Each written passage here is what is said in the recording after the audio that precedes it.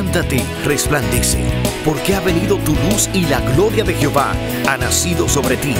Porque aquí que tinieblas cubrirán la tierra y oscuridad las naciones, mas sobre ti amanecerá Jehová y sobre ti será vista su gloria.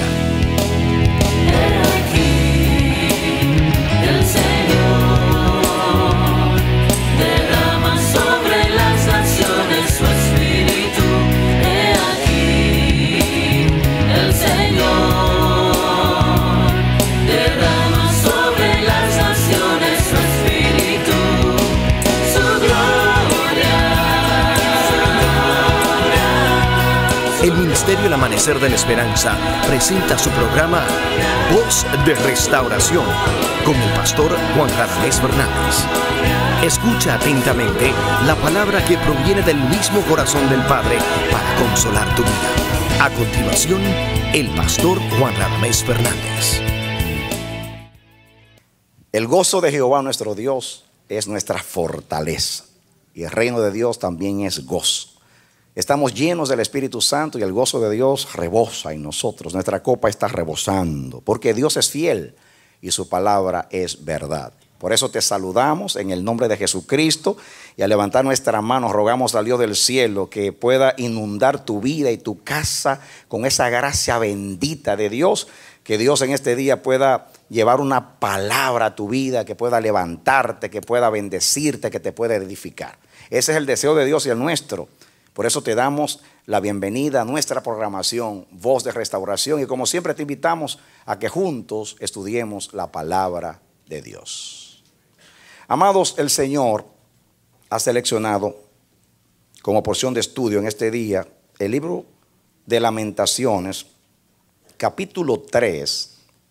Vamos a leer los versos desde el 19 hasta el 41. Dice así la palabra del Señor.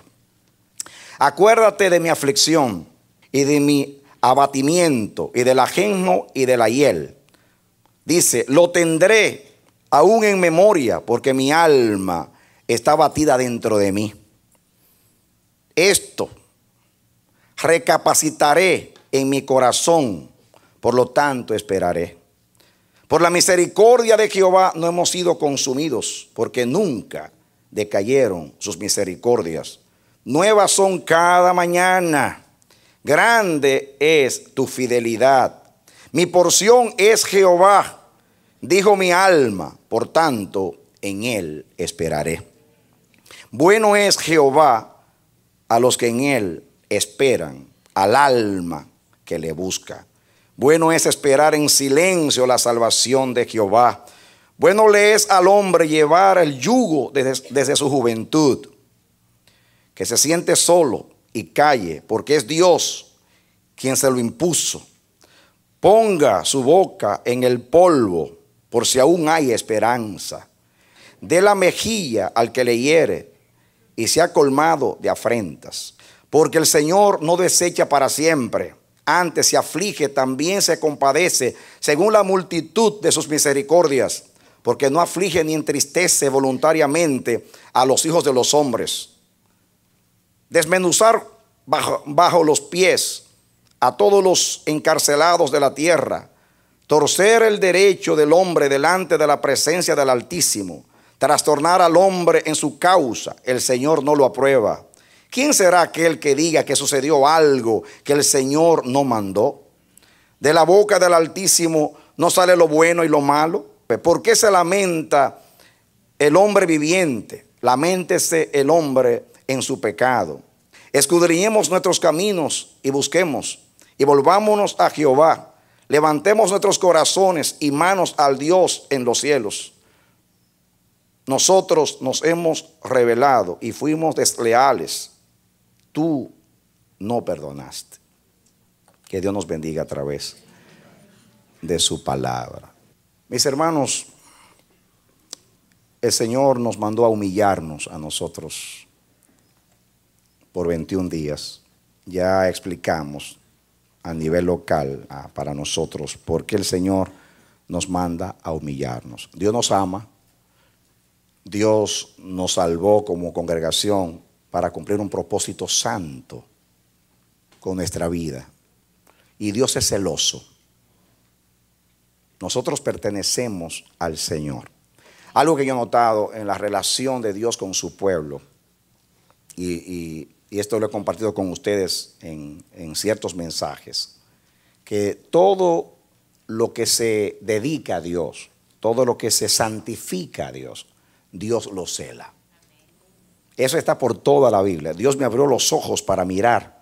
De hecho, casi siempre cuando Dios se aira o se molesta o es severo, es porque en su celo sale a defender su nombre, sale a defender su propósito, sale a defender su causa. Fíjense que lo que Dios permitía a las demás naciones no se lo toleraba a Israel.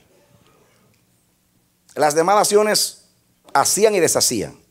Israel no podía hacer cualquier cosa, porque Dios venía a corregir o venía a disciplinar. ¿Por qué? Porque Dios nos salvó para su alabanza y para su gloria. Ustedes saben que cuando el Señor rescató a Israel de Egipto, Dios le dijo a Faraón: deja ir a mi pueblo para que me sirva.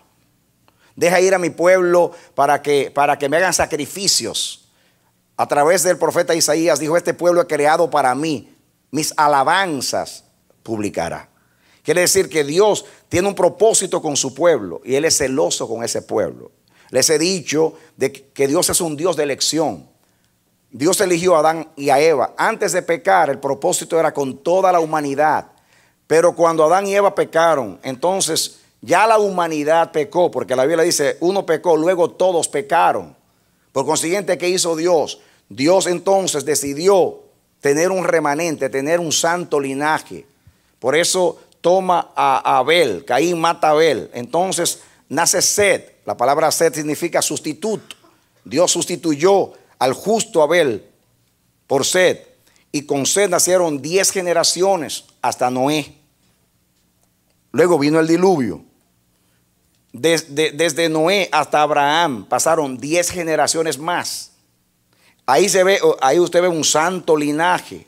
Luego Dios elige a Abraham para hacer de Abraham una nación santa, pero no para excluir o rechazar a las demás naciones. Todo lo contrario, el pacto era: serán benditas en ti todas las familias de la tierra.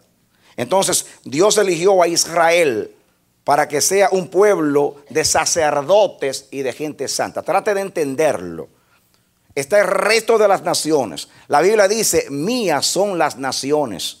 ¿No son las naciones de Dios? Claro que son de Dios. Pero Dios a las naciones por un tiempo pasó por alto su ignorancia y los dejó hasta que viniera Jesús. Naturalmente, siempre usando su soberanía. Vemos a Dios interviniendo cuando quería en Egipto, en Asiria, en Babilonia, en Grecia, en Roma. Porque Dios interviene tratando de cumplir su propósito en las naciones. Pero yo quiero que ustedes vean este cuadro, mis hermanos. Eligió a todas las naciones en Adán, pero Adán falló. Entonces Dios decidió hacer un linaje en la tierra y hace el linaje. Ustedes ven 10 generaciones. No es por el gusto que Dios habla de esas 10 generaciones que eran longevas, que vivieron muchos años al principio hasta Noé.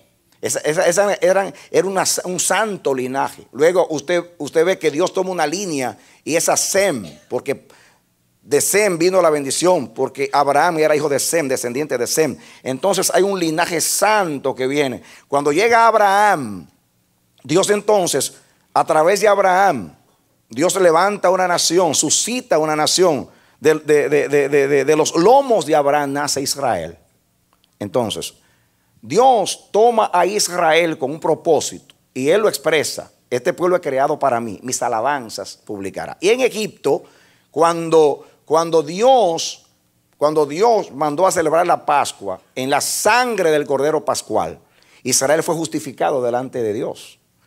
Y Dios santificó a Israel a través de la sangre del Cordero Pascual. Y Dios sacó a Israel de Egipto y dijo: este es mi pueblo. Y lo eligió para sí. Él le dijo: no porque ustedes sean el mejor de los pueblos, sino porque yo los amé. Nada más. Tengo un propósito con ustedes. los he elegido entre las naciones para que ustedes sean mis sacerdotes. No significa que Dios había abandonado a las demás naciones. Por un tiempo las dejó a un lado hasta que llegara Jesús. Entonces, a través de esa nación, Dios nos enseñó a nosotros, se reveló a sí mismo y reveló a Jesús que iba a venir y reveló su propósito con las naciones. Y también reveló en el antiguo pacto, Él reveló el nuevo. ¿Por qué? Porque ahora todas las tipologías, los símbolos del Antiguo Testamento nos sirven de revelación a nosotros para el nuevo. Por ejemplo, en el Cordero Pascual en Egipto, nosotros vemos a Jesús, el Cordero de Dios que quita los pecados del mundo, y en su sangre Dios sacó un pueblo entre las naciones llamada la iglesia. De hecho, la palabra iglesia viene del griego eclesia, ek es fuera, eclesia del verbo kaleo, que significa llamar. Significa llamar a los que a los que están afuera, o llamar a los que están adentro, en este caso del mundo, a que salgan. Salí de medio de ellos, pueblo mío. Él nos saca y Él nos entra. Él nos saca y Él nos entra. Una de las palabras que la Biblia usa para redención es una palabra que significa eso: sacar para entrar. Él te saca del mercado de los esclavos, pero para llevarte a su casa, para que tú sirvas en la casa grande, en la casa del Señor. Así que fuimos sacados para ser entrados. Y eso es lo que significa iglesia: los que fueron sacados para Dios entrarlos en su reino. Los que fueron sacados del mundo para ser santificados para Él. Amén. Por eso Dios nos llama nación santa, pueblo adquirido por Dios. Y la palabra adquirido, lo que Dios le dijo a Israel: tú eres mi porción, tú eres mi propiedad, significa que Israel es exclusivo de Dios. La palabra que usa para hablar de que Israel le pertenece a Dios es una palabra, de hecho, la palabra en el pacto, la palabra que se usa para misericordia, que significa misericordia pactada, la palabra hebrea significa que ambas partes se pertenecen. Dios pertenece a su pueblo y su pueblo también le pertenece a Él. Es un matrimonio espiritual. Es un pacto entre dos. Y Dios, mis hermanos, bueno que entiendan esto. Ojalá que Dios hoy abra el entendimiento. Yo digo como Pablo: doblo hoy mis rodillas delante del Dios y Padre del Señor Jesucristo, en quien toma nombre toda familia en los cielos y en la tierra, para que Dios abra hoy los ojos de nuestro entendimiento y podamos entender el propósito de Dios, la supereminente grandeza de su poder y la esperanza a la cual hemos sido llamados, y que entendamos en realidad para qué Dios nos salvó, mis hermanos. Porque Dios nos salvó para que seamos un pueblo para Él. Somos un pueblo entre los pueblos, con leyes distintas, para servir a nuestro Dios. Y Dios nos cela. Él nos cela porque Dios, cuando entra a una relación, hace un pacto. Yo les he dicho a ustedes que Dios me reveló que en el mundo espiritual es así. Satanás inclusive y los demonios, que son ángeles caídos, tienen esa naturaleza. ¿Por qué ustedes creen que el diablo a una persona convertida lo sigue molestando y lo sigue demandando? Porque alguna vez usted entró a un centro espiritista y presentó a su hijo o practicó brujería, y ustedes a veces ven al diablo que sigue demandando, sigue tocando a la puerta, sigue molestando. Y usted dice: ¿qué hace el diablo en mi vida? Si yo fui lavado por la sangre de Jesús ya. Es que el diablo también es celoso. Porque el diablo viene del cielo y sabe que en el mundo espiritual no es como nosotros. Nosotros hacemos un pacto y a los 3 días nos olvidamos. Vamos al altar, nos casamos, levantamos la mano, juramos estar con esa persona hasta que la muerte nos separe. Viene un pleitecito porque no me cocina y out, fuera. O sea, eso somos nosotros. Nosotros no sabemos lo que es pacto. No sabemos lo que es pacto. Hacemos un contrato y buscamos la manera de declararnos en bancarrota y a buscar la manera de salirnos del pacto. Nuestra naturaleza está dañada, somos desleales. Pero mis hermanos, en el mundo espiritual, aún los demonios, mis hermanos, los demonios, porque Dios me ha mostrado el mundo espiritual, son celosos. Por eso te siguen. Y Dios permite eso para que abramos los ojos. Usted lo que tiene que pararse y decirle: Satanás, yo entiendo, yo te entiendo que tú eres celoso y yo sé por qué tú vienes, por qué tú no me dejas dormir en las pesadillas, por qué me molesta tanto, yo lo entiendo. Lo único que tú no sabes es lo siguiente: cuando yo te servía, yo era un ignorante y yo fui entregado en Adán para servirte, pero ahora yo cambié de marido. Ahora mi marido es el Santo de Israel. Amén.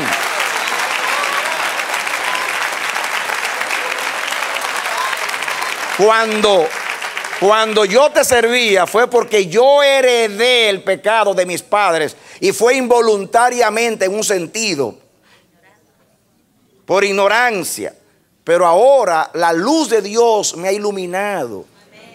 Dios me ha resplandecido y ahora yo he decidido no servirte a ti, ni a la carne, ni al mundo, ni al pecado, para servir al Dios vivo y verdadero que hizo los cielos y la tierra. Amén. Dale aplauso, celébralo. Amén. Amén. Amén. Cuando usted entiende el propósito del llamamiento santo, entonces usted entiende a Dios. ¿Por qué la conducta de Dios con su pueblo? Yo lo he podido ver aquí en el Amanecer de la Esperanza. En nosotros lo he podido ver eso. Por 23 años acá, yo lo he visto. Yo he visto que en otros lugares, y el Señor me lo dijo, en otros lugares yo paso por alto. Como lo dijo en la profecía que leímos la semana pasada, yo paso por alto en otros lugares. Pero aquí yo no paso por alto. ¿Por qué no pasa por alto? Porque aunque ese es el propósito con toda la iglesia, no toda la iglesia ha entendido ese propósito. Pero nosotros sí lo hemos entendido. Por eso no tenemos excusa. Nosotros lo hemos entendido. Y entonces Dios nos ha revelado que Él es el todo en todos. Dios nos ha enseñado que en el reino de Dios yo no tengo ninguna opinión, que yo me tengo que someter. Dios nos ha revelado que el reino de Dios es vivir en la tierra como se vive en el cielo, porque Cristo no me salvó para vaciar el infierno y llenar el cielo, sino para que yo viva de acuerdo a la naturaleza de su reino, porque un redimido fue trasladado a un reino y tiene que vivir de acuerdo a ese reino, de las tinieblas a la luz, de las potestades de las tinieblas a la comunión con el Padre. Y eso lo hemos entendido. Entonces, como lo hemos entendido y en cierta manera hemos hecho un pacto con Dios de ser un pueblo para Él, de no andar en la costumbre de los pueblos, porque hemos entendido que somos santificados para Él. No es que somos mejores que los demás. No, hay lugares también donde Dios es severo porque lo ha hecho entender. Cuando Dios se lo hace entender y usted lo entiende, Dios no nos trata igual. Yo veo que aquí Dios nos deja pasar por alto. Yo lo he visto. Y personas como, diríamos, Carlos Jiménez, que es contable de esta iglesia y que lleva la contabilidad a otras iglesias, se dice que yo no puedo entender esto. Él hasta bromea. Bueno, sabe que algo de la Amanecer de la Esperanza dura más tiempo que otros lugares. Cosas sencillas se complican. En otras palabras, si no somos fieles, yo me doy cuenta que se paralizan las cosas y no ocurren y se postergan. Y uno trata de avanzar y no puede. Y ahí es que me doy cuenta. Algún descontento tiene el Señor. Porque esto está patinando hace tiempo. O sea, y yo digo, ¿y por qué, Señor? Dice, porque yo soy Dios celoso. Conmigo, si en verdad tenemos un pacto, y en verdad tú eres mi pueblo, mi esposa, entonces yo exijo fidelidad. Hay otros lugares donde yo paso por alto porque no han llegado a ese entendimiento todavía. Por razón X, que no viene al caso. Pero donde al pueblo que yo le revelo la naturaleza de la relación, yo no paso por alto allí. Israel también tenía la revelación a través de los profetas de en qué consiste la relación con Dios. Hemos sido santificados para ser para Él. Y eso Dios lo va a celar. ¿Qué demanda Jehová de nosotros? Pues que vivamos de acuerdo a lo que Él es. ¿Y cómo es Dios? Dios es santo. Cuando Pedro nos llama a santidad, Pedro dice, sed santos porque el que nos llamó es santo. La razón por la cual debiéramos ser santos no es porque sin santidad nadie verá al Señor, como se predica mucho. Es porque el que nos llamó es santo. Naturalmente, al estar en la presencia de Dios no podemos entrar como estamos, ya yo he explicado eso. El que está en la presencia debe estar en santidad. No estoy negando el texto. Lo que estoy diciendo es que hay que entender que la razón en cuanto a motivación por lo cual debiéramos de ser santos es porque el que nos llamó es santo, con el que nos casamos, el Santo de Israel. Ahí lo dice, el Santo de Israel es santo, valga la redundancia. Y tenemos un matrimonio y una relación donde juramos el día que nos convertimos que vamos a ser un pueblo santo para Él. Por eso Él nos cela.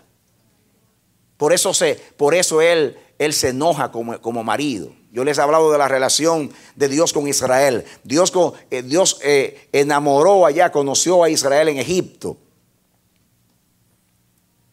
Allá, como dicen en mi país, Dios la piropió. Le tiró flores. Le dijo, qué linda estás. ¿Ah? Y entonces la rescató de allá. Y el desierto fue el noviazgo. Por 40 años el marido se rebeló para que sepan cómo era él. Y todo lo que pertenecía a Egipto lo mató en el desierto.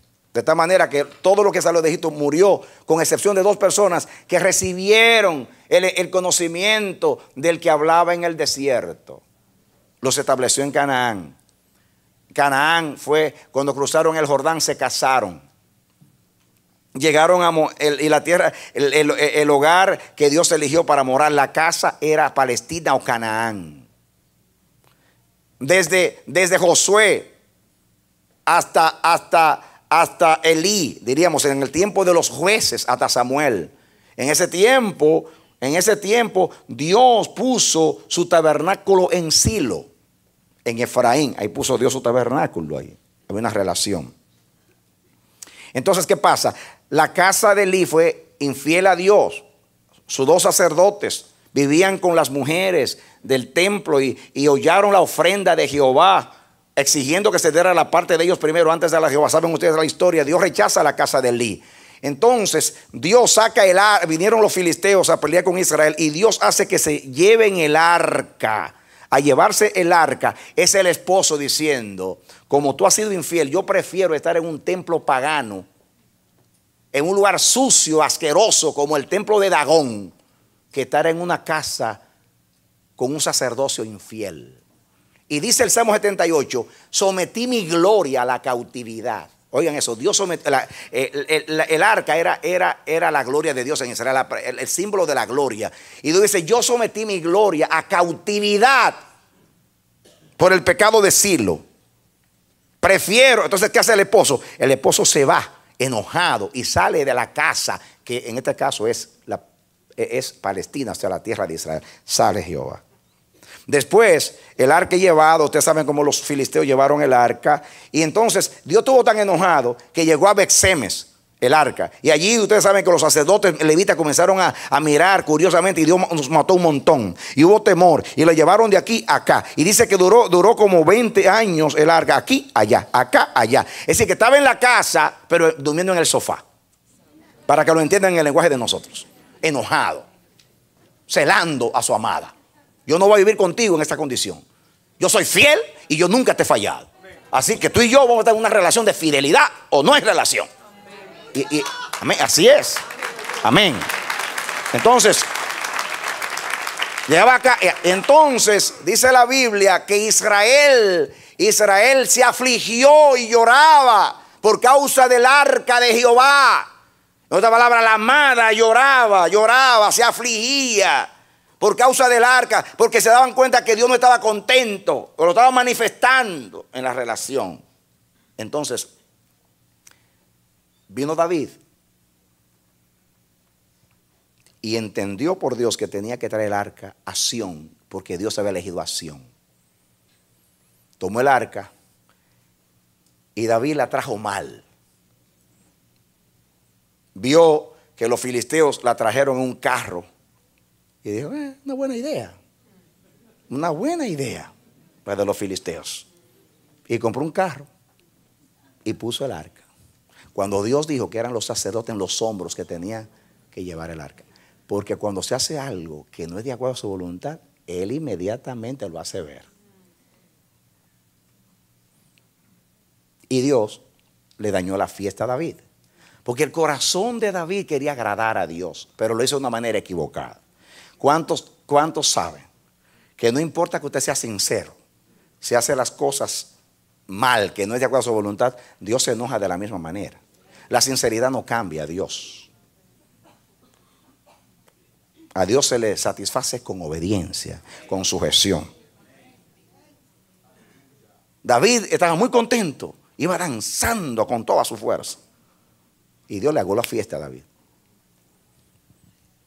Y vino alguien, tocó el arca y cayó muerto. Y David se llenó de temor. Y llevaron el arca a casa de un hombre. Y dice la Biblia, y David vio que Dios había bendecido a ese hombre. Y dijo, entonces David entendió, un momentito. La llevaron de los filisteos y mató a medio mundo en cada ciudad de los filisteos. La trajeron a Bexemes y mató un montón de gente. Aquí me mató a este hombre que puso la mano en el arca y me hago la fiesta. Caramba, ¿cómo es el enojo del esposo? Pero lo pusieron donde este hombre y Dios bendijo la casa de este hombre. Y dijo, David, un momentito, el problema, ¿y por qué bendijo a este hombre y ha matado a medio mundo? Parece que ese hombre lo está honrando, el arca. Y dice David, llama a los sacerdotes, ¿en qué hemos hecho mal? Y le dijeron, bueno, que Jehová, primeramente desde Silo está enojado con nosotros. Y ahora, y todo el mundo ha hecho las cosas mal. Entonces, este hombre ha honrado a Dios. Tú transportaste el arca de una manera equivocada. Y David entiende. Llama a los sacerdotes y dice, vamos a hacerlo de acuerdo a su voluntad y traigamos el arca. Y entonces trajeron el arca de Jehová y la pusieron en Sión. Y en tiempo de David honró al Señor. Y ahí estaba el esposo contento con su amada. Tuvieron los amores lindos en tiempo de David. Dios mandó a construir el templo de Salomón. Salomón comenzó muy lindo con Dios. Dios puso su nombre, sus ojos y su corazón en la casa. Todo estaba muy hermoso. Pero después los hijos de David no comenzaron en el trono, la dinastía de David, a hacer las cosas. Algunos sí, otros no. Unos sí, unos no. Y Dios comenzó a mandar a los profetas. Muchos profetas en un periodo, diríamos, de unos 200 años. ¿Qué pasó? Llegó un tiempo, en el tiempo de Jeremías, en el año 605 antes de Cristo, que el Señor mandó a los de Babilonia que invadieran. Y unos años después, en el 586, después de advertirlo a través de Jeremías de que el templo iba a ser destruido, vino Nabucodonosor y destruyó el templo. Escuchen, en esta ocasión no fue el esposo el que se fue, sino que sacó a la amada y la mandó lejos a Babilonia. Y el arca se quedó en la tierra santa. El esposo se quedó y la amada, anteriormente se fue él y la dejó en la casa sola. Ahora se va la esposa, la manda lejos y él se queda. Dice, ya. Él dijo, yo no me voy de aquí, esta es mi tierra. La que fallaste fuiste tú, vete. Fuiste infiel, te mando lejos a Babilonia. Yo me quedo aquí. Y se quedó el Señor. Pasaron 70 años. Allá se humilló un remanente fiel. Y Dios trajo a los fieles. ¿A quiénes trajo? 50,000 judíos solamente, según Esdras, regresaron. La pregunta, ¿y los demás? ¿Por qué no vinieron? Buena pregunta. Eso representa que los que vienen, el remanente, son los que tienen el corazón de Dios. Los que se mezclaron con la confusión de Babilonia y le gustó la vida de allá y lo que sea. Bueno, los juzgará Dios. Pero el hecho de que vinieron solamente 50,000, un remanente, que lloraban a Sión como Nehemías, que anhelaban, que no cantaban, esperando un día llegar a Sión. Después de los 70 años trajo a la amada y entraron en una linda relación de restauración.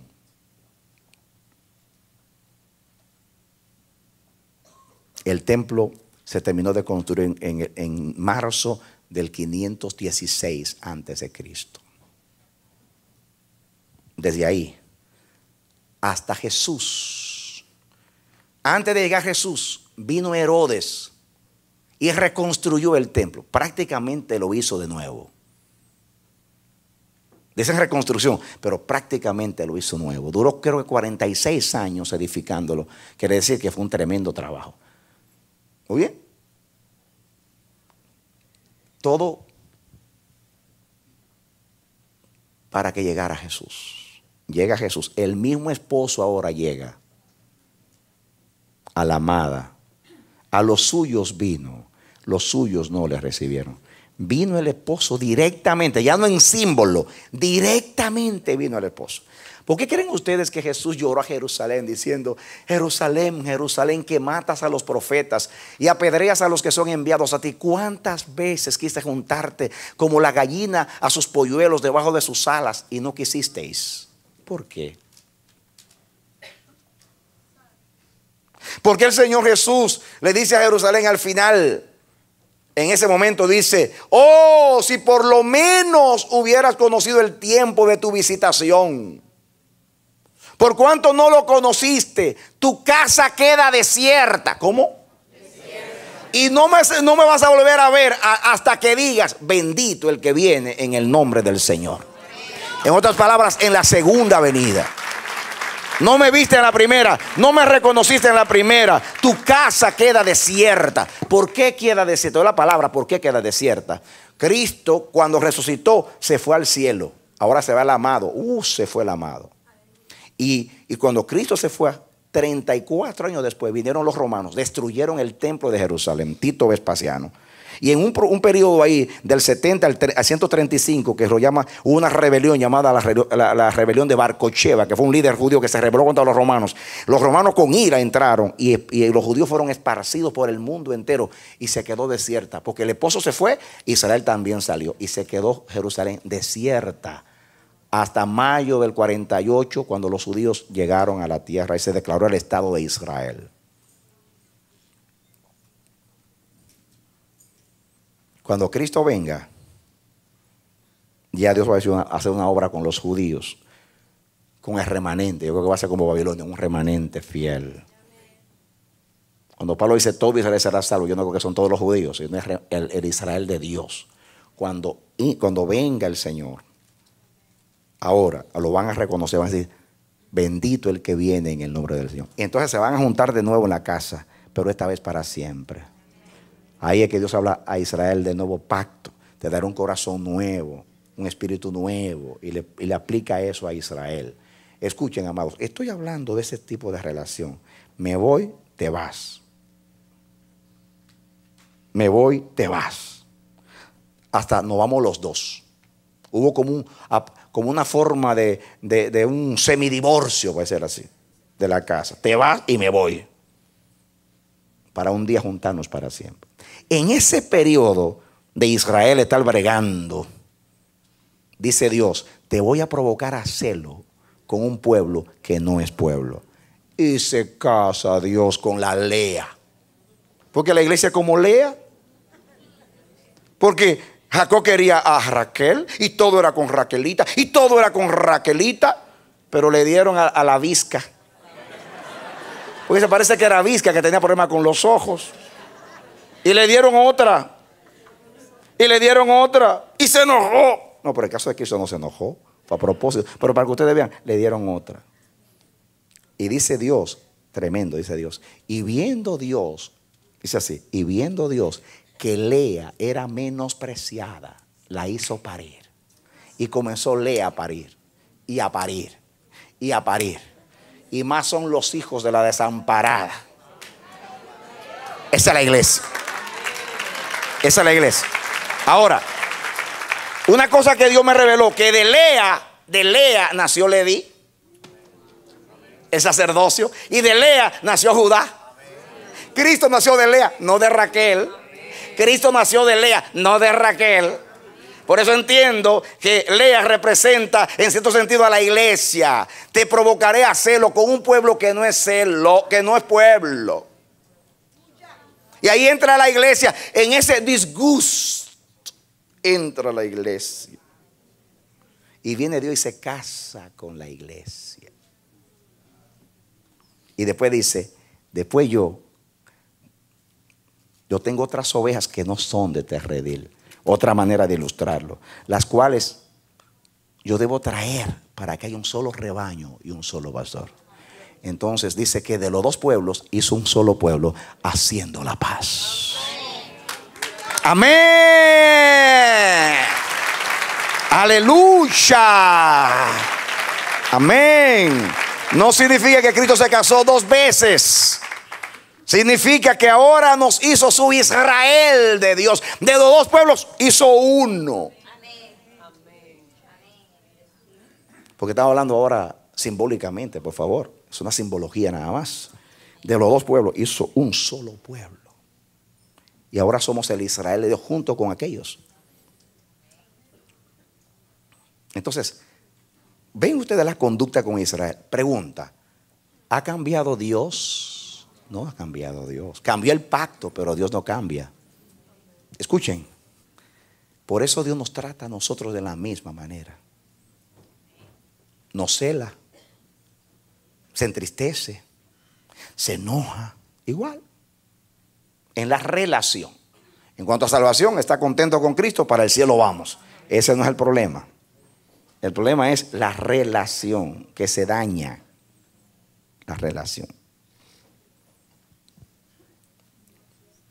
Cuando está mala relación, Él lo hace ver. Él lo hace ver. Aquí en la lectura que estamos leyendo, Lamentaciones, se le atribuye este libro a Jeremías, que dice que como un arcángel lloraba por su pueblo. Y él está lamentando que la ciudad populosa, Sión, la ciudad amada, la que era cabeza de montes, ahora fue humillada. Él ahí dice, nuestras doncellas fueron violadas. A nuestros ancianos no lo han respetado. Llevaron cautivos a nuestros jóvenes. Destruyeron el templo de Jehová. Todo se volvió escombros por la rebelión de su pueblo, dice el Señor. Yo quiero que usted le ponga, yo voy a volver al final a esta lectura. Póngale algo a la Biblia, porque como la vez pasada voy a volver al final. Le voy a ilustrar algo con dos pasajes de la Biblia y después venimos aquí a terminar el mensaje. Yo quiero que usted venga conmigo al libro de Segunda de Crónicas. Dele marcha atrás a la Biblia y busque a Segunda de Crónicas, capítulo 33. Segunda de Crónicas, capítulo 33. ¿Lo está buscando conmigo? Muy bien. Segunda de Crónicas 33.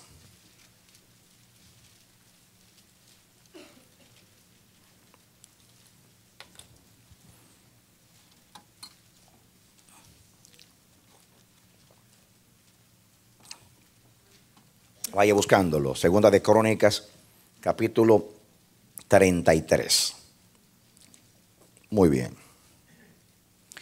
Aquí vamos a leer la historia de Manasés. Manasés era hijo de Josías. Josías fue aquel hombre fiel a Dios que encontró el libro en el templo y se convirtió a Jehová con todo su corazón. Y Dios lo usó para hacer que todo Judá se volviera al Señor. Josías, como Manasés, eran hijos de David en cuanto al linaje, eran de la dinastía de David. Saben ustedes que después de la muerte de Salomón, hijo de David, el reino de Israel se dividió en dos reinos. 10 tribus se fueron al norte. Dios le llama a la tribu le llama el reino de Israel o de Efraín. En el sur se quedaron 2 tribus, Judá y Benjamín. Y era la casa de David. Una cosa muy extraña que es muy difícil de entender en la Biblia es que de los reyes buenos salían hijos malos. y de los hijos malos salían reyes buenos. Estudienlo, es una cosa muy extraña, muy incomprensible, que rompe esos paradigmas de que a veces queremos construir que no son reales, no son bíblicos, pero a veces andamos detrás de un ideal que no existe. Léame, si ustedes vieran de dónde salió Ezequías, léanlo en la Biblia, de dónde salió Josías. Ahora, ¿qué salieron de ellos dos? Léanlo en la Biblia, para que vean. Lo peor salió de ellos dos. Como de Salomón salió Roboam. Y es increíble como de los hijos de Samuel fue lo que obligaron a Israel a decir: queremos un rey como las naciones, porque tus hijos ya no andan en el camino. Terrible. Los hijos de Moisés, en el libro de los jueces, los relacionan con idolatría, a los hijos de Moisés. Es un misterio. Y de los peores reyes salieron los mejores reyes. Dios mío, ¿qué es esto? ¿No será que lo que tienen lo bueno no lo aprecian y lo que tienen lo malo lo buscan? No sé. Pregúntale al Señor, que lo sabe todo. Cuando usted tiene algo en su casa que es bueno, usted no lo aprecia. Pero como Dios castiga a los malos y le vienen consecuencias, los hijos se arrepienten porque ven que en la casa de Dios bajo la mano. Eso es lo que pasó en Judá. Pero miren, este Manasés es muy interesante, porque era hijo de un hombre de Dios, Josías. Yo no sé por qué este hombre salió tan malo, pero en toda la Biblia no hay un hombre que la Biblia hable peor que Manasés. Era un perverso, pero en grado, era una rebelión, pero directa contra Dios. Vamos a leer, porque quiero llegar a un punto acá. Versículo 1. De 12 años era Manasés cuando comenzó a reinar, y 55 años reinó en Jerusalén. Pero hizo lo malo ante los ojos de Jehová, conforme a las abominaciones de las naciones que Jehová había echado de delante de los hijos de Israel. Porque él reedificó los lugares altos que Ezequías su padre había derribado, y levantó altares a los Baales, e hizo imágenes de acera, y adoró a todo el ejército de los cielos, y les rindió culto. Edificó también altares en la casa de Jehová, de la cual había dicho Jehová: en Jerusalén estará mi nombre perpetuamente. Edificó asimismo altares, dice, a todo el ejército de los cielos en los dos atrios de la casa de Jehová. Pasó sus hijos por fuego en el valle del hijo de Hinón, y observaba los tiempos, miraba en agüeros, era dado a las adivinaciones, consultaba a los adivinos y encantadores. Se excedió, ¿qué dice ahí? Se excedió en hacer lo malo ante los ojos de Jehová para encender su ira. Se excedió. En otras palabras, como dice hermano Lucho. ¿Cómo dice Lucho? Se pasa, mi hermano, se pasa, mi hermano. Pues se pasó el hermano Manasés. Y dice el 7. Además de esto, puso una imagen fundida que hizo en la casa de Jehová. Metió un ídolo en la misma casa de Jehová, de la cual había dicho Dios a David y a Salomón su hijo: en esta casa y en Jerusalén, la cual yo elegí, sobre todas las tribus de Israel pondré mi nombre para siempre, y nunca más quitaré el pie de Israel de la tierra que yo entregué a vuestros padres, a condición de que guarden y hagan todas las cosas que yo les he mandado, toda la ley, dice aquí, los estatutos y los preceptos por medio de Moisés. Manasés pues hizo extraviarse a Judá y a los moradores de Jerusalén, para hacer más mal que las naciones que Jehová destruyó de delante de los hijos de Israel. En otras palabras, Dios no metió a Israel a Canaán hasta que los cananeos habían excedido la maldad. Y debido a la maldad de los cananeos, Dios destruyó a los niños. Por eso Dios dijo: más en niños, mamantes y todo. Porque Dios le dijo a Abraham cuando se le apareció, y que él dijo, dice, le preguntó a Dios: ¿cómo yo sé que voy a heredar? Y recuerdan ustedes cuando hablamos del mensaje de las aves, que ahuyentaba a las aves. Ese día Dios le dijo a Abraham, cuando hizo el sacrificio, que era el pacto, cuando cortó los animales en las dos partes, ¿recuerdan ustedes? Y dice que Dios le dijo: ten por cierto que tu descendencia durará 430 años en una nación, hasta que la maldad de los amorreos llegue a su colmo. Quiere decir que cuando Dios vio la maldad que había llegado al extremo de los cananeos, vino Dios y destruyó a los cananeos y le quitó su tierra y se la dio a Israel. Hoy se han encontrado cementerios de mamantes, de niños que eran sacrificados a los dioses. Eran crueles, sus cultos eran inmorales. Los cananeos eran bien corruptos en sus cultos a los dioses. Había prostitución, había todo tipo de pecado. Y entonces eran abominaciones delante de Jehová. Aquí dice que Manasés hizo peor que ellos. Quiere decir que la maldad de Manasés fue más allá del colmo de los amorreos. Y yo les he enseñado a ustedes, escuchen hermanos, yo les he enseñado a ustedes que Dios me reveló. Un día predicó un mensaje acerca de los linderos, cuando se pasa un lindero. Dios me mostró que cuando usted pasa un límite de Dios, el juicio llega inmediatamente. Que Dios ni siquiera lo decide.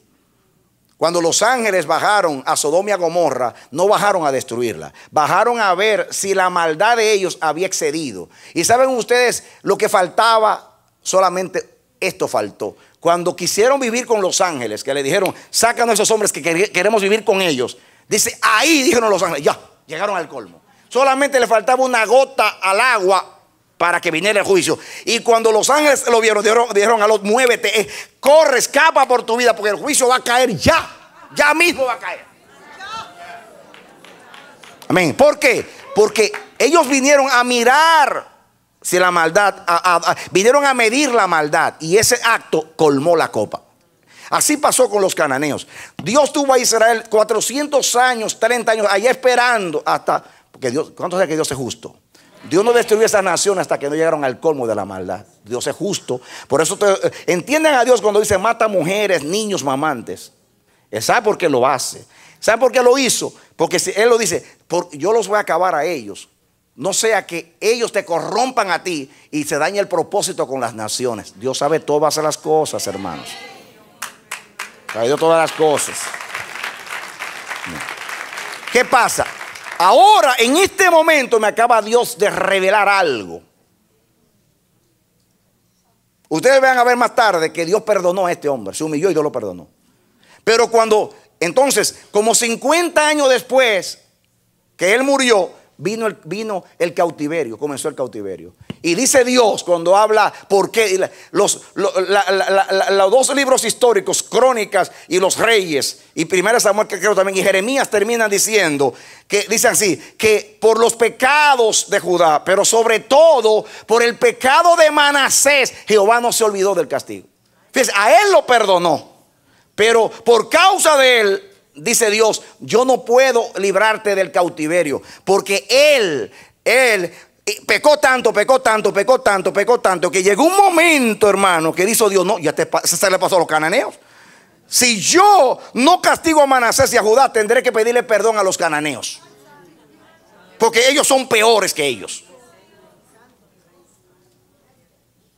Eso fue lo que Jesús dijo. Ay de ti, Corazín, ay de ti, Betsaida, porque si en Tiro y en Sidón se hubiesen hecho las maravillas que se han hecho en medio de ti, seguro que se hubiesen arrepentido.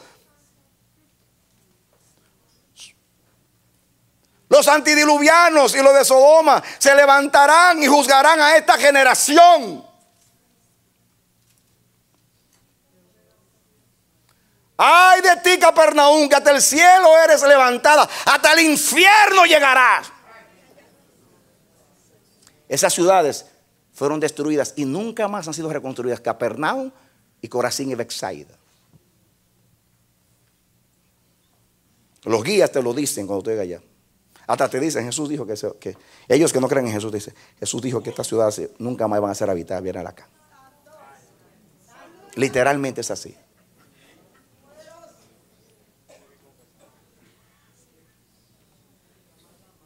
Hay pecados que colman la copa. Exceden, hermanos. Exceden.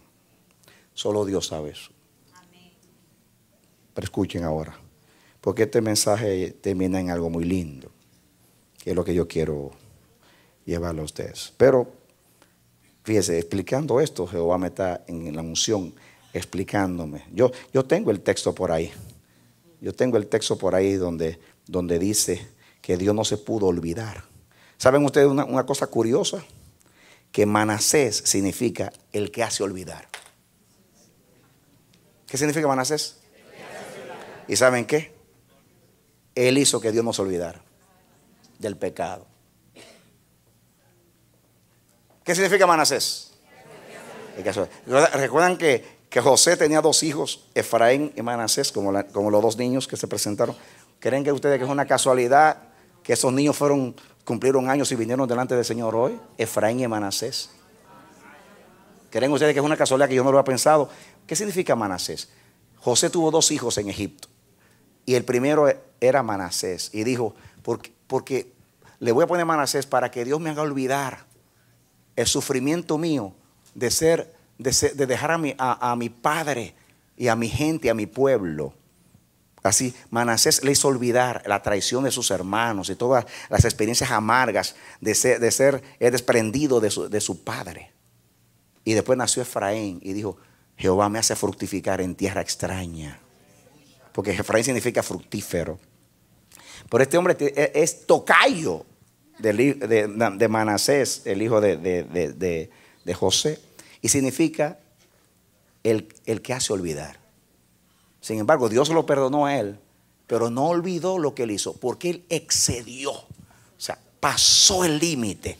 Y Dios, aunque perdonó a todo el mundo después en un sentido, dijo, no, ya, esto ya aquí. Piensa que a él lo perdonó. Van a ver ustedes cómo tiene esta historia tan linda, que es donde yo quiero llegar.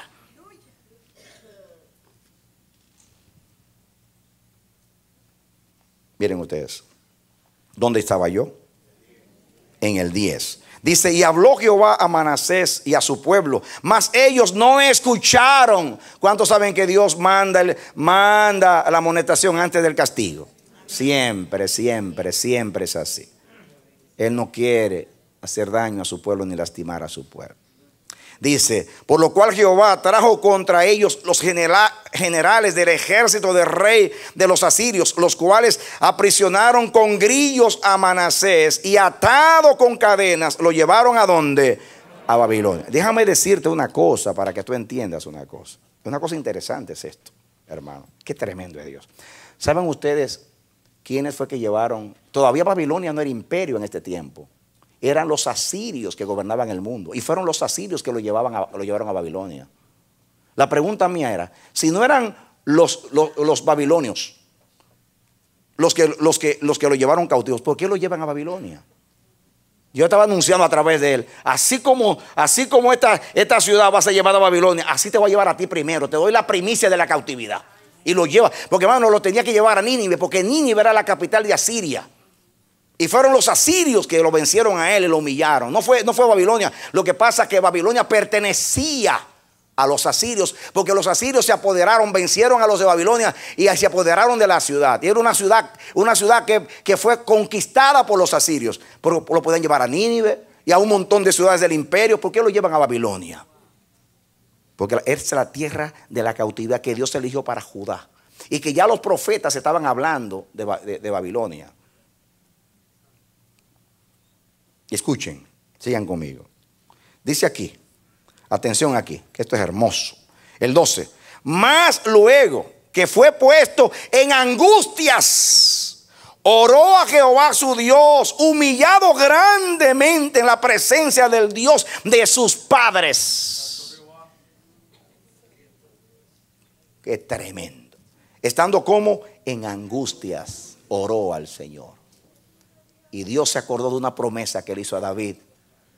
Le dijo a David, cuando le hizo el pacto para siempre de misericordia, le dijo, si tus hijos pecaren contra mí, yo lo castigaré con vara, pero nunca apartaré de ellos mi misericordia, como hice con Saúl.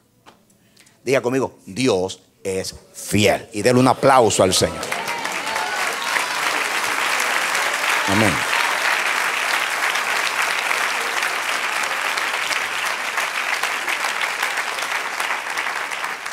Eso pasa con Israel. Pablo dice, por causa del evangelio son enemigos, por causa de los padres son amados. Que cuando Dios hace un pacto con un viejo, con un patriarca, no se olvida de sus hijos. Dios, diga, Dios es fiel. Imagínense ustedes, si por causa de David perdonó a Manasés, por causa de Cristo, ¿no perdonará a la iglesia?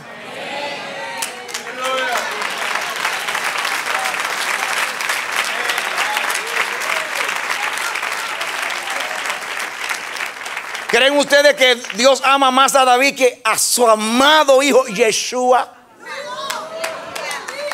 Amén. Amén.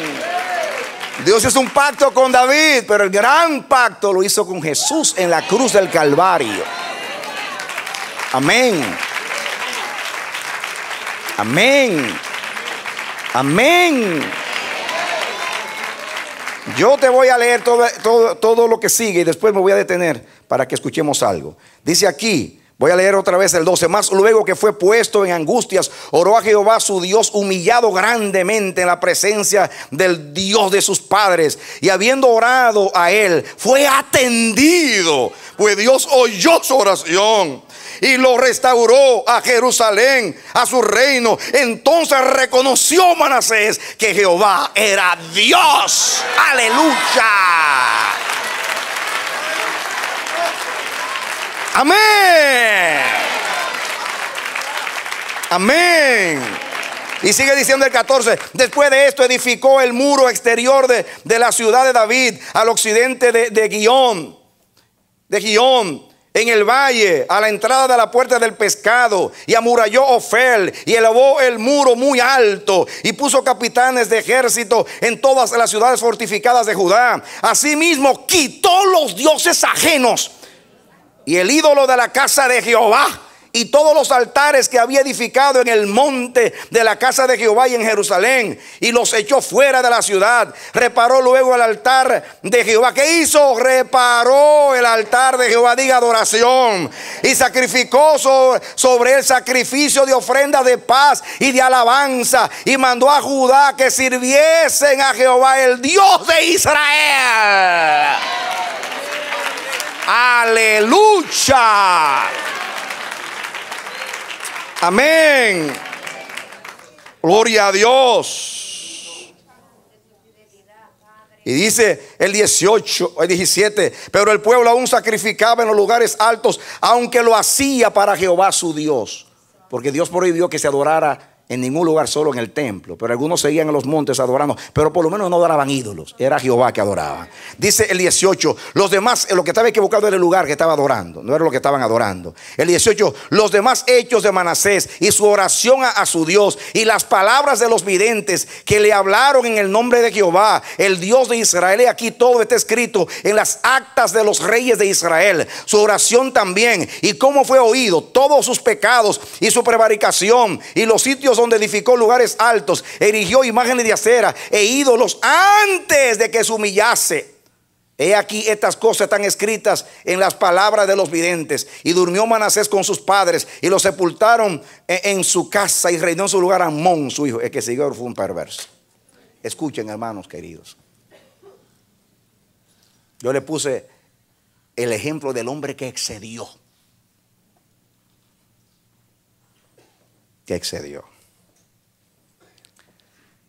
Y Dios sabía que ese hombre estaba tan rebelde. ¿Qué no hizo? Dice, en otra narración dice que llenó a Jerusalén de sangre, matando personas inocentes.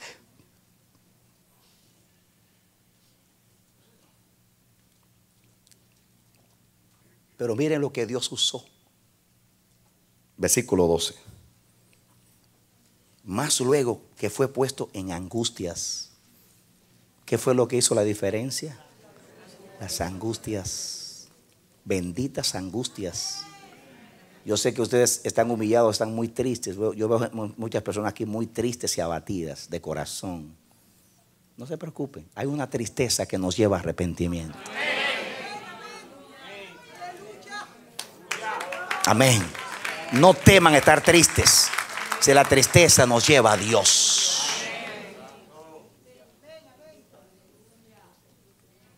Hermano, Dios nos mete en angustias porque Él nos conoce.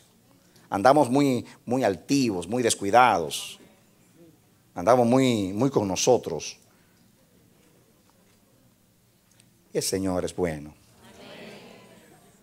Y nos manda angustias. Angustias. Angustias. ¿Cuántos saben que Dios usa el dolor, la angustia? Cuando este hombre, Manasés, se encontró preso en Babilonia, un rey, ahora un esclavo, con grillos, con cepos, encadenado en una cárcel, una mazmorra, en una tierra extraña. Se acordó de todos los mensajes de los profetas. Y dijo: si Dios me mandó un montón de profetas, yo maté unos cuantos de ellos, los perseguí, maté gente inocente, hice todo y me rebelé contra Jehová. Y aquí estoy pagando las consecuencias de haber menospreciado la palabra de Jehová. Y se humilla el hombre. Dice que se humilló grandemente. Eso me dice a mí que eso no fue: ay, Señor, en el nombre de Jesús, perdóname. No. Grandemente se humilló. Confesó sus pecados. Ojalá que la Biblia narrara cómo se humilló este hombre en Babilonia, en una cárcel. Me imagino que confesó todos sus pecados. Y Dios vio su humillación y miró su corazón angustiado. Seguro que le dijo: acuérdate de David, mi padre. Perdóname que yo no seguí el camino de Josías, mi padre. Yo tuve un ejemplo en mi casa. Sin embargo, yo no seguí el camino de mi padre. Mis hermanos, nuestros hijos tienen que perderse para poder salvarse. Nadie se salva si no está perdido. Nuestros hijos crecen. Usted piensa que está salvado porque conoce a Dios, porque viene a la iglesia. No, nuestros hijos tienen que perderse para salvarse. Dios no tiene nietos, Dios tiene hijos.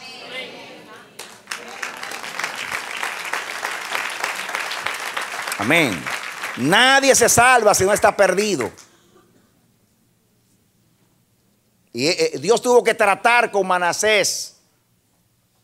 Pero tuvo que usar la angustia, la humillación, el quebrantamiento.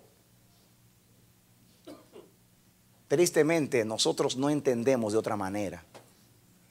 Estamos tan dañados. Y ya hablo de mí, no de ustedes, de mí, de todos nosotros, desde Adán hasta acá. Hoy tenemos que decir con Pablo: gracias sean dadas a Dios por Jesucristo. Amén. Gracias sean dadas a Dios por Jesucristo nuestro Señor. Gracias por el Espíritu Santo que nos lleva a toda verdad. Pero mis hermanos, el corazón nuestro es duro y rebelde. Yo me imagino que en esa humillación Dios le recordó a Manasés, aquel que significa el que hace olvidar. Dios le trajo a la memoria todos sus males y toda la palabra que habló por los profetas, pero no quiso escuchar. Y ahora en la angustia, en la humillación, en el quebrantamiento, se acuerda del Dios de sus padres, el Dios de David y de Josías, que era su padre directo, y se humilló grandemente delante del Señor. Y yo me quiero detener acá para decirte: yo no creo que ninguno de nosotros ha excedido los pecados de Manasés. Y si hubo restauración para Manasés, la puede haber para cualquiera de nosotros. Para cualquiera de nosotros. No hay nadie desahuciado después que Cristo murió en la cruz del Calvario.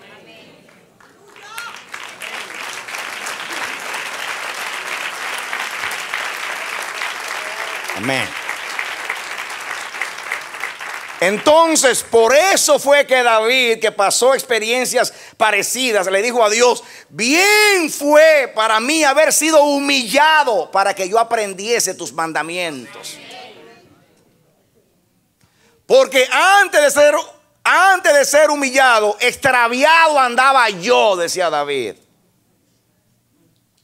Antes de ser humillado, extraviado andaba yo. Entonces, Dios nos mete en angustias.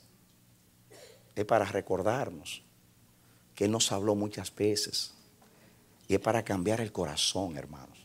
No es para hacernos daño. Dios no estaba ahí. Si hubiera sido algún religioso de hoy, dice: ajá, ahora estás llorando, ¿eh? Después que no escuchaste a Jehová, pégale ahí, dale más, Señor. Sí, porque algunos son como masoquistas. Adórale si puedes, adórale si puedes. golpeando y adórale si puede. Eso es ironía. Eso no entra en el reino de Dios. Dios no está con ironía, golpeándote y diciendo, ríete, ríete, ríete que te estoy dando. No, no, no, no, no. Eso es ironía. Eso es ironía. Mira, cada azote que Dios te da, me refiero en el trato contigo, a Él le duele más que a ti.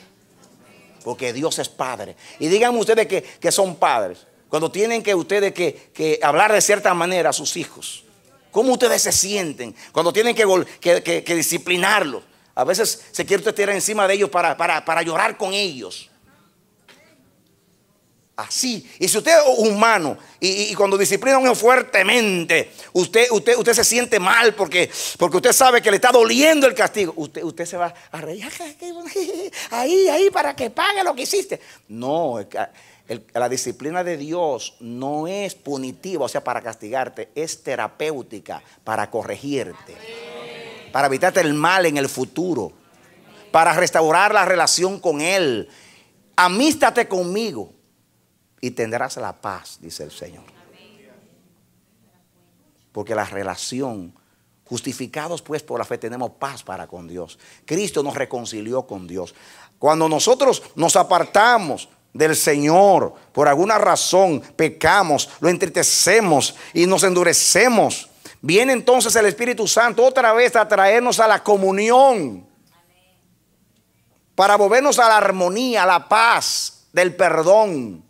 Cuando David pecó contra el Señor, David le decía al Señor, te lo voy a parafrasear, le dijo, disciplíname, haz lo que quieras conmigo, pero no apartes de mí tu Santo Espíritu. Tu ayuda ha sido, no me dejes, no me desampares, Dios de mi salvación. Crea en mí, oh Dios, un corazón limpio, renueva un espíritu recto dentro de mí. Entonces enseñaré a los pecadores tu camino, y los pecadores se convertirán a ti. Y después dice, líbrame de homicidio, oh Dios, Dios de mi salvación. ¿Por qué de homicidio? Porque había matado a un hombre inocente. Líbrame otra vez del pecado. Porque el perdón no es suficiente. Líbrame, yo no quiero volver otra vez a ofenderte, en otras palabras. Y dice él, devuélveme el gozo de la salvación. Porque el perdón te devuelve el gozo de la salvación. Y dice, y el espíritu libre me sustente. En otras palabras, ¿por qué cuando estamos en cautividad no podemos adorar a Dios? ¿Cómo se comportó este hombre en cautividad? Llorando, humillado delante del Señor. Porque la cautividad, cuando Dios te entrega en manos de los enemigos para que te enseñen lo que tú no quisiste aprender cuando los profetas te hablaban. Pero no es para dejarte en Babilonia, no es para golpearte y dejarte herido allá. No, mis hermanos, no es para eso. Dios es misericordioso, Él es Padre. El propósito de la angustia es volverte a Dios. Y te voy a decir, lo mejor que te puede pasar es que Dios te vuelva a Él. Es lo mejor que te puede pasar. Entonces, si al final de cuentas la angustia es un medio para restaurar la armonía con Él, entonces bendita angustia. Bendita angustia. Que fue lo que David dijo, yo estaba extraviado hasta que tú me humillaste.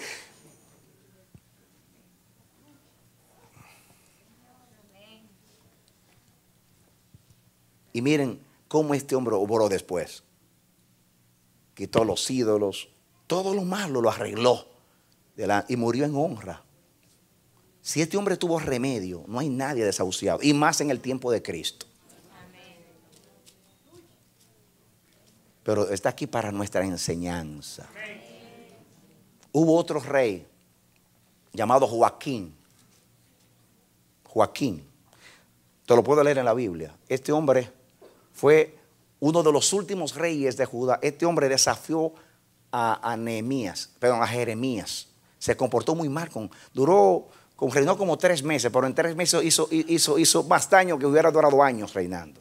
Joaquín se llamaba. ¿Saben qué? Jeremías, ahí tengo los textos, pero no viene al caso. Jeremías le dijo a él, tú serás llevado a Babilonia y tú te vas a quedar sin linaje. En otras palabras, no solamente vas a perder el trono, sino que un hijo tuyo no se va a sentar en el trono. Y así fue. Y lo llevaron a Babilonia. Y duró 36 años en Babilonia. 36 años. Y la Biblia dice que el hijo de Nabucodonosor, después que murió Nabucodonosor, vino su hijo. Y dice que Dios se acordó de Joaquín y lo sacó de la cárcel, el hijo de Nabucodonosor, que fue el que destruyó el templo y hizo las invasiones a Judá. Dice que lo sacó de la cárcel después de 36 años preso. Y saben ustedes, dice que lo sentó todos los días hasta que se murió, lo sentó a su mesa a comer, como hizo David con Mefibosé. Lo sentó en la mesa y comía con el rey hasta que se murió. Yo tengo ahí los pasajes ahí. Yo me imagino que también Joaquín le pasó como Manasés. Allá en la cautividad, en Babilonia, 36 años humillado y preso. Porque una cárcel de aquellos días no es como ahora que se juega baloncesto, que tenemos televisión, que llegan a las iglesias a predicarnos, que hay toalla para secarse. No. Ni siquiera se parece a las cárceles de nuestros países, que duermen 7 en una cama. No, y que están medio ratones y cucarachas y las peores condiciones. No, una cárcel de aquellos días era una cárcel. Ojalá usted no esté en una cárcel de aquellos días. Porque cuando llegaba el invierno, allí no había calefacción. Y esta era terrible, usted ahí debajo en esa mazmorra. Ahí con sucios, con todas las cosas. Está terrible aquello, ¿no? Hermano, mis hermanos. Y ese hombre humillado también, la Biblia no dice que oró a Jehová, pero se sobreentiende que se lo sacó de la cárcel. Fue porque se acordó de David y porque el hombre se humilló. Y lo volvió y lo sentó con el rey. No lo llevó allá, porque Jeremías le dijo: tú vas para Babilonia y un hijo tuyo no se va a sentar en el trono. Y le pasaron las dos cosas, le dijo Jeremías a él. Y allí, a los 36 años, el hombre se humilla delante de Dios. Y Jehová volvió y lo trajo y lo sentó con el rey, mis hermanos. Dígame, a Manasés no lo volvió al trono. Ustedes saben, un hombre que está preso en Babilonia, que lo traigan al trono de nuevo. Eso se llama restauración. No fue que lo sacaron de la cárcel, lo volvieron al trono. Jehová es un Dios de restauración. Y si te quita la honra y te humillas, vuelve y te la devuelve. Y a veces da hasta más honra. Porque en las voces consoladoras de Isaías 40, Dios dice: consolaos, pueblo mío, dice el Señor, por tu pecado te voy a dar el doble. En otras palabras, como yo te di doble pecado, te voy a dar doble honra, y por la afrenta doble honra. Cuando Dios baja la mano con dureza, si hay humillación, la restauración es el doble. Porque siempre el último estado es mejor que el primero. Amén. Amén. ¿O no dice la Biblia que el postrer estado de Job fue mejor que el primero? Ahora díganme, el postrer estado del amanecer de la esperanza, cuando Dios destruya los edificios y venga la desolación, ¿no será mejor que el primero? ¿No habla de un tiempo de gloria? ¿No dice que la gloria postrera será mejor que la primera? No amamos la cautividad, pero amamos la restauración de Jehová.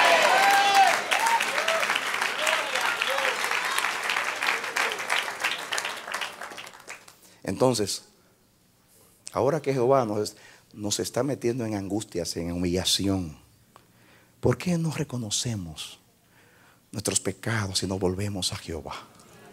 Ahora volvamos al pasaje y terminamos allí. Porque ahora solamente lo leo y usted lo va a entender. Lamentaciones capítulo 3. Escuchen la oración de Jeremías. Versículo 19. Acuérdate de mi aflicción y de mi abatimiento, del ajenjo y de la hiel. Lo tendré aún en memoria. ¿Qué va a tener en memoria? La disciplina, la angustia. ¿Qué es ajenjo? ¿Qué es ajenjo? ¿Qué es hiel? Algo amargo. Las angustias son amargas, muy amargas. No había en la antigüedad algo más amargo que el ajenjo y la hiel. ¿Alguna vez han probado la hiel? Ay, qué terrible la hiel. Y las angustias es el ajenjo y la hiel, que cuando estamos mal Dios nos lo da a probar. Es el lloro, la angustia. Y dice él: todavía lo tengo en mi memoria. ¿Saben ustedes cuando la Biblia dice: instruye al niño en su carrera Y aún después de viejo no se apartará de ellos, de sus caminos. La palabra que se usa ahí, instruir en hebreo, es una palabra que viene, para que tenga la idea, la gente cuando un niño llora, un bebecito, dice, ay, que está echando los dientes. Es que le pica la encía. Un niño nunca ha hablado, pero los padres parece que lo saben. Entonces le damos una gomita para que el niño resuelva su problema y mascando la goma pueda aliviarse el picor o lo que siente en la encía. Escúchame. Le estoy dando una idea moderna para que usted entienda lo que significa para instruye al niño en el camino del Señor, en la carrera. Y nunca, aunque cuando fuere viejo, nunca se apartará de ella. ¿Saben ustedes la idea de la palabra instruir? La palabra instruir es ponle en el paladar el camino. Él va a crecer y se va a olvidar. Pero un día va a decir, ese sabor como que yo lo conozco. Porque cuando yo era bebé, mi papá me puso en la boca y hasta yo, cuando me picaba la encía, yo con la instrucción mascaba la goma y eso me aliviaba. Yo como que ese sabor lo conozco. Quiere decir que aunque con el tiempo se le olvide en el paladar la instrucción, cuando llegue a viejo y el Señor le meta otra vez el camino, yo sabía que esto era bueno. Yo nunca lo había probado. Cuando era bebecito, me lo ponían en la boca, el caramelito de la instrucción. Y como que es bueno. La idea aquí, yo lo estoy poniendo la idea. Aquí la idea es, yo no me he olvidado de la aflicción, del ajenjo y de la hiel. Lo tengo en la memoria porque lo he saboreado. Porque, hermano, el ajenjo y la hiel, ¿con qué se saborea? No es con el paladar, pero él lo tiene en la memoria. Quiere decir, yo nunca podré olvidarme del trato de Dios con mi vida. Bienaventurados aquí a los que no se le ha olvidado el desierto. Bienaventurados aquellos que nunca olvidan el trato del Señor. Dios me decía en estos días, órame para que este pueblo no se olvide de lo que yo voy a hacer en ellos en estos días. Que no se olviden. Porque es fácil humillarse por un tiempo y después que pasa después que hay solución, me vuelvo de nuevo a lo mismo. No. Dios te va a dejar el ajenjo y la hiel en la boca, amanecer de la esperanza, para que nunca te olvides de que Jehová es Dios de restauración, que tú le perteneces a Dios y que Dios nunca te va a dejar.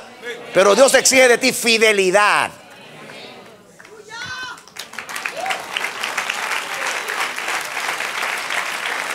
Amén. Así que ojalá que nunca saquemos de la boca el ajenjo y la hiel. Nunca, que siempre vivamos humillados delante del Señor. Humillados significa restaurados. Porque en último análisis, humillación es restauración. Porque humillación es el estado espiritual que hace que Dios se mueva para auxiliarnos, levantarnos y socorrernos. Bendita humillación. Sigue diciendo el 20, lo tendré aún en memoria porque mi alma está abatida dentro de mí. Esto recapacitaré en mi oración, por lo tanto esperaré. ¿Qué cosa dice ahí? Esperar. Noten ustedes cuántas veces la palabra esperar. Por la misericordia de Jehová, diga reconocimiento, no hemos sido consumidos, porque nunca decayeron sus misericordias. Nuevas son cada mañana. Grande es su fidelidad. Cuando usted se levante cada mañana y la luz del sol entre por la ventana, diga, hoy es un día nuevo para la misericordia de Dios. Amén. El cristiano que conoce a Dios sabe que cada mañana se renueva la misericordia de Dios para su pueblo. Cada mañana. Por eso usted canta, este es el día que hizo Jehová, me gozaré en él. El salmista dice, anunciaré por la mañana tu misericordia y tu fidelidad en la tarde a caer el ocaso del día. ¿Por qué la fidelidad en la tarde? Porque ha tenido misericordia conmigo todo el día. ¡Aleluya! Diga amén. Dígalo segunda vez. Dígalo la tercera vez. Dígalo la cuarta vez. Dígalo la quinta vez. Dígalo 6 veces. Y dígalo la séptima vez. Amén. Aleluya. Reciba restauración. Reciba restauración. Sea ministrado con la misericordia de Dios. Recíbalo como medicina y bálsamo para su alma afligida en este día. En el nombre de Jesucristo el Señor. El pecado enferma, la gracia sana. Donde abunda el pecado, sobreabunda la gracia de Dios. Cuando hay arrepentimiento, claro está. Sigue diciendo el 5: nuevas son cada mañana, grande es tu fidelidad. Mi porción es Jehová, dijo mi alma, por tanto en él, segunda vez, esperaré. Jehová es bueno a los que en él, ¿qué? Esperan. Al alma, ¿qué? Que le busca. Bueno es esperar en silencio la salvación de Jehová. Ahora ven por qué Dios me confirmó acá lo que me ha reiterado el primer día. Quiero silencio, esperando el perdón, esperando que el Espíritu me hable, esperando que el Espíritu me convenza de pecado, de justicia y de juicio. Y yo voy a esperar a que Jehová me restaure. Voy a esperar en silencio. ¿Creen ustedes que está de más este texto aquí en este contexto? No, hermano, hay 2 cosas que hace un afligido: se lamenta o se calla. Yo prefiero callarme delante de Jehová. El 26: bueno es esperar en silencio la salvación de Jehová. Bueno le es al hombre llevar el yugo desde su juventud. El yugo es la disciplina del Señor. ¿Qué es el yugo? La disciplina, la angustia, lo que Dios hace para volverte a su camino. La humillación, voy a decir en este contexto, que se dice que se siente solo y calle, porque es Dios quien lo impuso. ¿Quién lo impuso? Dios, Él es soberano. Ponga su boca en el polvo. Cuando quiere saber cómo que se pone la boca en el polvo, ¿por qué no me limpia la alfombra para yo mostrárselo?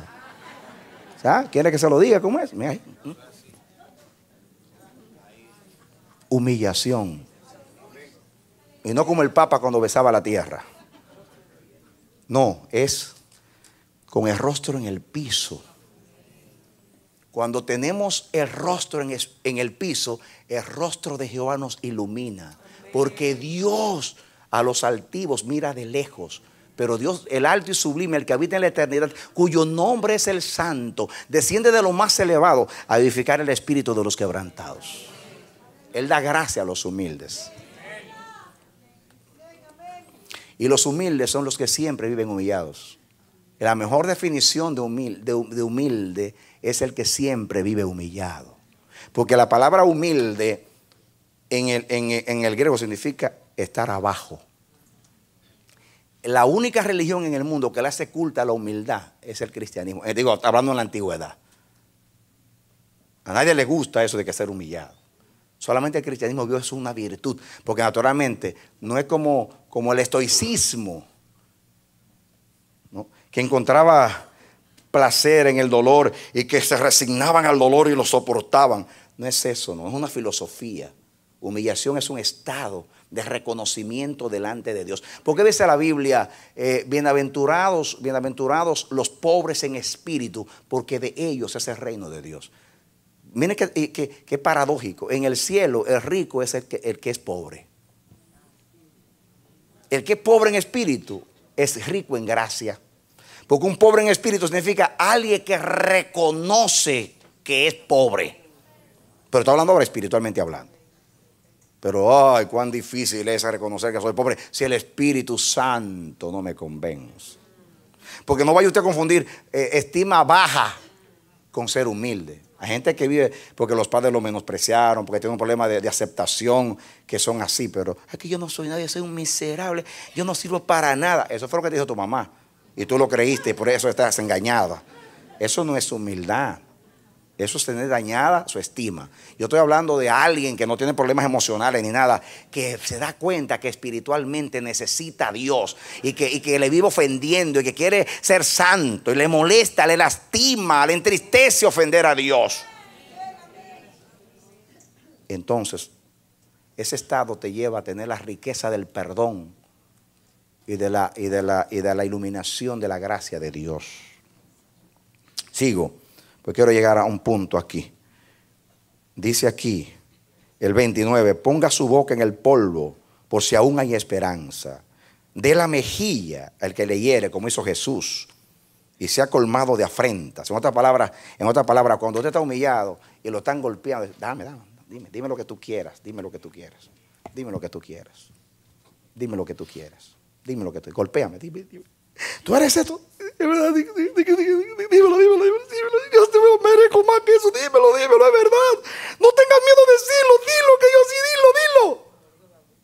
Porque usted, cuando está humillado, usted pierde la vergüenza en el sentido de que ya usted no está por defenderse a usted mismo, sino por defender la justicia de Dios en su vida.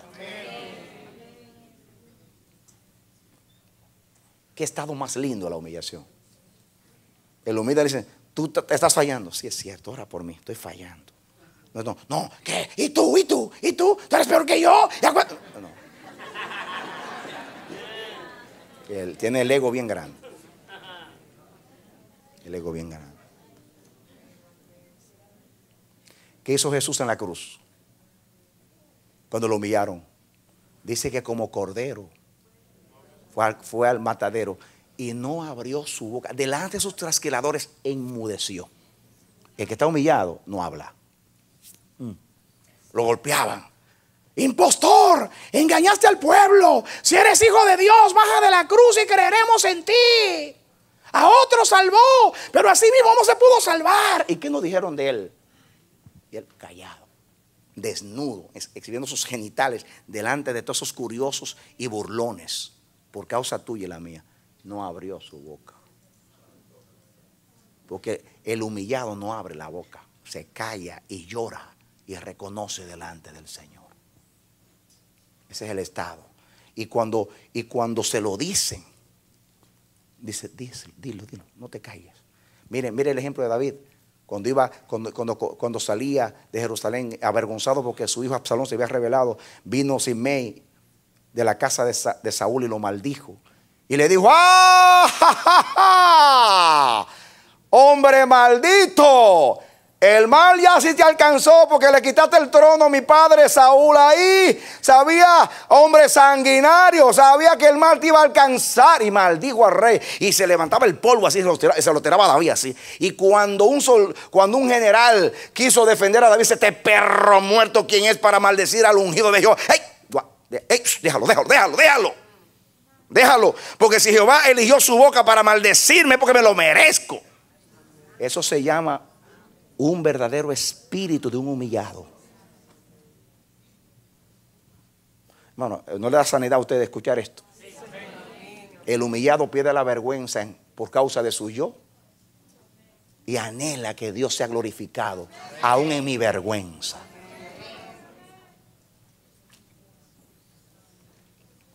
Cuando yo veo a alguien que alguien tiene que señalar su pecado o tiene que publicar su pecado, revelar su pecado, es porque no está arrepentido. Cuando usted quiere ocultar su pecado, es porque usted no está arrepentido. Si a usted lo que le preocupa cuando peca es que nadie lo sepa, usted no está arrepentido. Porque el arrepentido exhibe su afrenta. Que lo digan, que no importa, yo pequé, yo le fallé a Jehová. ¿Saben lo que me dijo Dios a mí en estos días? Me dice, escúcheme lo que me dijo. Este pueblo no estará humillado, así me dijo, hasta que no le duela más ofenderme a mí que su reputación. Y yo dije, ay Señor, eso es demasiado elevado para entenderlo. Mientras ustedes estén preocupados por ustedes que pecaron y por la vergüenza y lo que van a decir de ustedes o de nosotros como iglesia, significa que usted no está arrepentido nada. Usted no está arrepentido. Porque el arrepentido llora y dice, contra ti solo he pecado y he hecho lo malo delante de tus ojos, para que tú seas reconocido justo y yo malo. El arrepentido no está de que, mire Jesús en la cruz, ya le puse el ejemplo, y David. El humillado no le importa nada. Y eso es lo que dice aquí. Y esto me está diciendo, lamentándose del cautiverio y del mal que hicieron los de Babilonia cuando destruyeron todo. Voy a leer otra vez. Ponga su boca en el polvo, por si aún hay esperanza. Dice 30, dé la mejilla al que le hiere y sea colmado de afrenta. Así que colmado significa que te llenen de afrenta. Porque el Señor no desecha para siempre. Gloria a Dios. Eso es lo que esperamos. Antes se aflige, también se compadece, según la multitud de sus misericordias. Gloria a Dios. Cuando Él se aflige, cuando Él te aflige, viene corriendo con el cargamento de misericordia para quitarte la aflicción y restaurarte. El 32, porque se aflige también se compadece según la multitud de sus misericordias. Por eso David decía, de acuerdo a las multitudes de tus misericordias, ten piedad de mí, oh Dios. Dice el 33, porque no aflige ni entristece voluntariamente a los hijos de los hombres. Dios, cuando aflige, no lo hace voluntario, lo hace con gran dolor. Lo hace cuando ve que es necesario. Como el médico que tiene que amputar una gangrena, una pierna, que no lo hace con gusto. Todo cirujano quiere, le salvé la vida, no tuve que cortarle las piernas, quiere dar una buena noticia a los familiares que están esperando afuera. Pero cuando hay que hacerlo, sabe que hay que salvar todo el cuerpo. O sea, Yo recuerdo cuando había que poner las vacunas a mis hijitos, que venían a meter la inyección, y yo estaba nervioso, porque yo sabía el grito que pegan cuando le meten la aguja. Yo sufría. Y cuando hacían así, sácasela. Pero la vacuna, ¿para qué era? Para inmunizarlo. Pero había que sufrir un dolorcito para luego ser librado de esas enfermedades, ¿o no? Pues la humillación es justamente una vacuna para inmunizarte del pecado, para que no vengan consecuencias peores y sobre todo para restaurar la relación y la paz con tu Hacedor, con tu Salvador. ¿Estamos entendiendo o no? Bueno, vamos a terminar entonces. Y dice aquí 34, desmenuzar bajo los pies a todos los encarcelados de la tierra, torcer el derecho del hombre delante de la presencia del Altísimo, trastornar al hombre en su causa. El Señor no lo aprueba. Está hablando de lo malo, que fue lo que trajo el cautiverio, la cautividad. ¿Quién será aquel que diga que sucedió algo que el Señor no mandó? Este es un trago difícil de amargar para los teólogos que siempre están razonando lo que Dios dice y no lo aceptan como lo dice. La Biblia es su propio intérprete. Si Dios dice que todo, cuando dice todo lo que sucede lo manda Él, menos el pecado. Naturalmente está claro que no está hablando de consecuencias. Todo lo que sucede en el mundo, o Dios lo permite o lo manda, pero no escapa de su conocimiento. Y si Dios lo permitió, fue porque lo quiso. Porque si no lo quiere, lo evita. Pero menos el pecado. Ahí es ello. El santo de Israel no lo mezclen con pecado. Está hablando de consecuencias. ¿Quién será aquel que diga que sucedió algo en que el Señor no mandó? De la boca del Altísimo no sale lo malo y lo bueno. Es difícil de entender eso, ¿no? Se llama soberanía de Dios. Cuando dice lo malo, no está hablando de pecado. Está hablando de consecuencias, de lo que a ti no te gusta. ¿O a ti te gusta estar enfermo? ¿Te gusta la enfermedad a ti? Pues eso es malo, pero Dios lo manda o lo permite. ¿Te gusta tener un accidente? Es malo, pero Dios lo permite. A eso se refiere. ¿Quería Dios destruir a su templo? No, pero lo permitió. ¿Quería que se violaran a las niñas? No, pero lo permitió. ¿Querían que deshonraran a los ancianos? No, pero lo permitió. ¿Querían que se llevaran cautivo a su pueblo humillado? No, pero lo permitió. ¿Está entendiendo lo que es soberanía? Muy bien, ya, para que no haya problema con teología. Dice aquí, de la boca del Altísimo no sale lo malo y lo bueno. No dijo él que venía un cautiverio, eso era malo, pero vino. Él lo dijo con su boca que venía. ¿Por qué se lamenta el hombre viviente? Laméntese el hombre en su pecado. En otras palabras, hay que lamentarse porque pequé.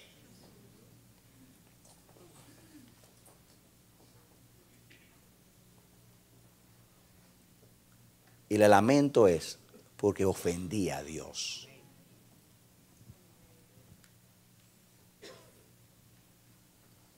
Que Dios me libre del mal. Pero si yo cayera y le fallara a Dios y a ustedes, todavía el trono de Dios está firme. Porque usted no vino aquí por mí. Si usted vino aquí porque yo hablo bonito, usted está bien equivocado. Porque aquí Dios es el todo y en todos. Amén. Amén. Dios me ha guardado por 40 años y espero que me guarde hasta el fin. Y si hay algo que yo siempre le oro a Dios, llorando, es: Señor, prométeme. Óigame lo que digo. Le digo: prométeme que tú vas a evitar que yo nunca te falle. Dios sabe que se la hago la oración. Prométemelo, Señor. Porque mi gran dolor es fallar y que por causa mía el nombre de Dios sea blasfemado. Ese es mi gran dolor. Mi gran dolor no es que descubran que soy un hombre flaco y débil. Mi gran dolor es que porque tengo un manto que es demasiado grande, el manto de una honra ministerial, que Dios me ha hecho idealizar hasta lo último, porque sé que no me la merezco y que el Dios del cielo en su gracia me dio, me puso ese manto, y yo no quiero nunca que sea salpicado y sea manchado ese manto. Y Dios lo sabe, que esa es mi gran tensión, y le pido a Dios que me libre, porque si Jehová no libra, no hay quien se salve. De la pura misericordia. ¿Y saben ustedes a quién Dios libra de tentación? A los que están humillados. Porque da gracia a los humildes. Dios no humilla al que está humillado. Y para evitar que Dios te humille, mejor humíllate primero. Hay que vivir, dice la Biblia, humillaos bajo la poderosa mano de Dios, para que a su tiempo Él nos levante. Yo quiero humillarme a Dios y que sea Dios que me levante. Denle un aplauso al Señor. Amén, amén, amén. Amén. Y miren cómo termina esto. Y ahí vamos a terminar. Escudriñemos nuestros caminos y busquemos y volvámonos a Jehová. Levantemos nuestras manos, digo, nuestros corazones. Levantemos nuestros corazones y manos a Dios en los cielos. ¿Cómo termina esto? Escudriñemos nuestros caminos. En otras palabras, después de este mensaje poderoso, ¿cuál debe ser nuestra conclusión?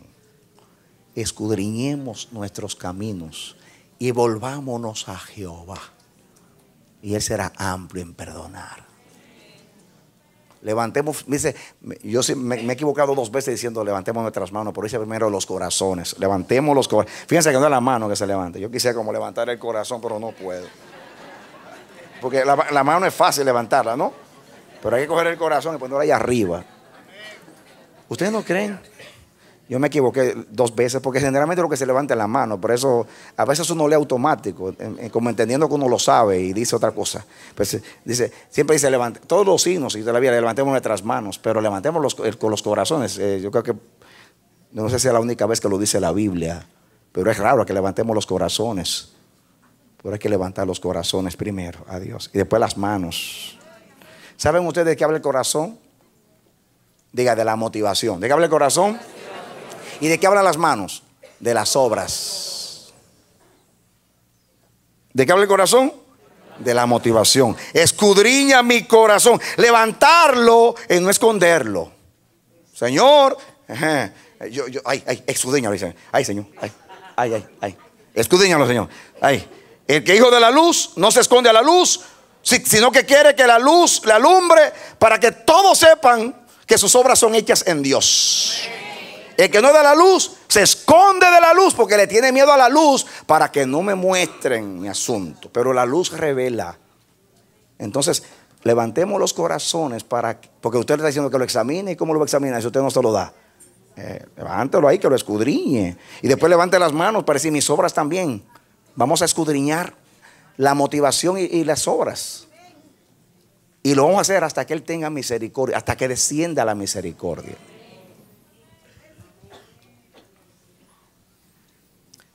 Dios es bueno, lo dice ahí. Y ahí dice que hay que esperar en silencio la salvación de Jehová. Yo te digo, mi hermano, mi hermana, yo no sé tu condición, te hablo por el Espíritu Santo, pero el Espíritu de Dios te llama a humillarte delante del Señor, porque el Señor viene a tu vida a través de este medio, te quiere ministrar. Dios humilla, pero para levantar. Él no te quiere dejar, dice que no deja para siempre caído al justo, pero hoy es un día de salvación, hoy es un día de restauración, pero Dios quiere escudriñamiento profundo de corazón. Dios quiere humillación. Dios quiere que tú levantes el corazón, que tú lo muestres a Dios, que tú lo expongas a Dios, para que tú, dándole esa disposición de corazón, Dios pueda trabajar en tus motivaciones y en tus intenciones, para que tú seas limpio desde adentro hacia afuera, no como los religiosos que lavan lo externo y esconden lo interno. Dios quiere comenzar de adentro hacia afuera y limpiar tu corazón, y luego tus manos, que son las obras las que se manifiestan.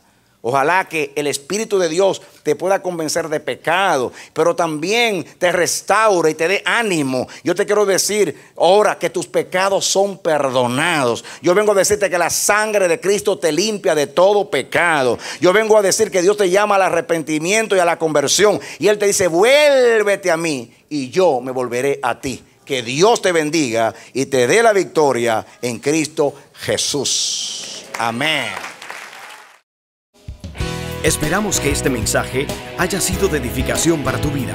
Si deseas recibirlo en su forma original, puedes solicitarlo a El Amanecer de la Esperanza, P.O. Box 70, Bronx, Nueva York 10473. O visítanos a nuestra página web www.elamanecer.org. Dios te bendiga.